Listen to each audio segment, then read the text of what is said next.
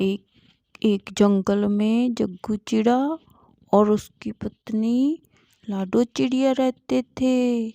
लाडो ने अपने घोंसले में 2 अंडे दिए थे। वो दोनों बहुत खुश थे, लेकिन जग्गू को दोनों बेटे ही चाहिए थे और उसे बेटियां पसंद नहीं थी। इसलिए दोनों में अक्सर इस बात को लेकर झगड़ा हो जाता था। लाडो, तुम देखना, हमारे दोनों लड़के मेरे जैसे होंगे। बिल्कुल मेरी तरह ताकतवर होंगे वो दोनों। तुम्हें कैसे पता कि दोनों लड़के होंगे? अगर एक लड़की या दोनों ही लड़की हुई तो? नहीं नहीं, मुझे तो दोनों लड़के ही चाहिए। मुझे लड़कियां नहीं चाहिए। मेरे दोनों बेटे मेरे जैसे ताकतवर होंगे, कमजोर नहीं। लड़कियां तो बेचारी और कमजोर होती हैं, इसलिए मुझे वो सिर्फ लड़के ही चाहिए। कुछ दिनों बाद अंडे फूट जाते हैं और उनमें से 2 प्यारे प्यारे बच्चे निकलते हैं।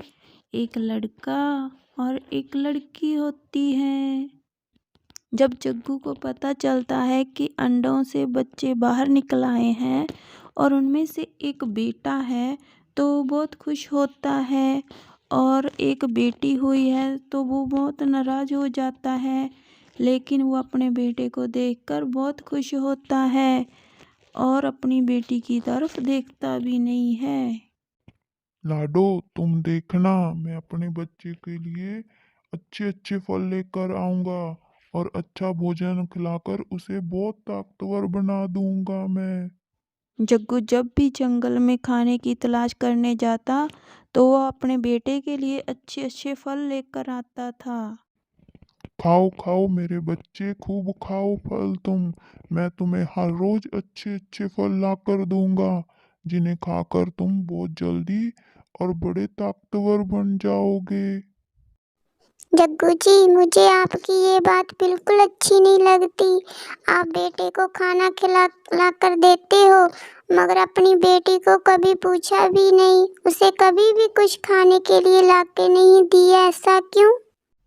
लाडो जब भी जंगल में खाने की तलाश के लिए जाती, तो अपने वो दोनों बच्चों के लिए वहाँ से फल और भोजन लेकर आती थी, और दोनों बच्चों को एक साथ बराबर वो खाना देती थी। खाओ मेरे बच्चों, ये मैंने तुम्हारे दोनों के लिए ही खाना लाया है। पेट भर कर तुम खाना खाओ। लाडो को जग्गू का ऐसा व्यवहार बिल्कुल अच्छा नहीं लगता था। दोनों में इस बात को लेकर झगड़ा हो जाता और लाडो अपनी टुन्नी को लेकर घर छोड़कर चली जाती है। मेरे मुन्ना, अब तेरी माँ और तेरी बहन हमें छोड़ के चली गई हैं। अब हम दोनों ही एक दूसरे का सहारा है। एक दूसरे के सहारे हम अब रहना सीखना होगा। मुन्नी, हम अब यहाँ आके अकेले रह गए हैं। तुम अपना ध्यान रखना। जब मैं भोजन लेने जाऊँ, तुम यहाँ अपना ध्यान रखना। ठीक है मम्मा, मैं अपना ध्यान रखूंगी।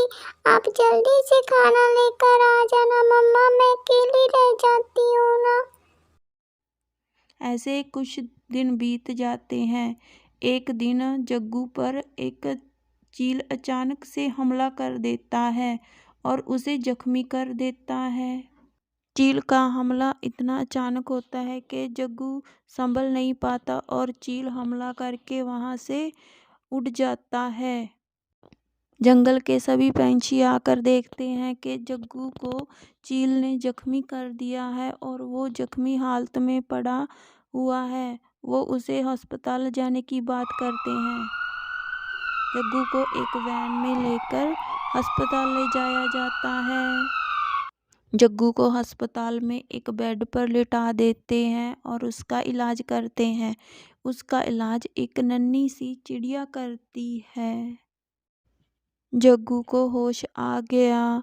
तब उसने अपने आप को अस्पताल में पाया और उसने अस्पताल में वहाँ लाडो चिड़िया को भी देखा। जग्गू ने लाडो के पास जाकर कहा, लाडो, तुम यहाँ क्या कर रही हो? जग्गू जी, आप अब कैसे हो? आप ठीक हो ना? मैं तो यहाँ अपनी बेटी से मिलने आई थी। मेरी बेटी इस अस्पताल में डॉक्टर है, उसी ने ही आपका इलाज किया है। तभी वहाँ मुन्नी आ जाती है और लाडो कहती है, देखिए, हमारी बेटी मुन्नी अब डॉक्टर बन चुकी है। वो अब इस अस्पताल में मरीजों का इलाज करती है।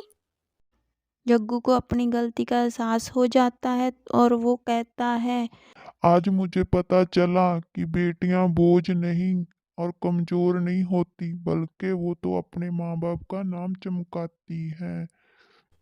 कोई बात नहीं पापा, हम सब अब मिलकर रहेंगे। हम एक साथ एक घर में रहेंगे पापा, हम सब एक साथ रहेंगे। क्या हम लोग एक साथ में रहेंगे?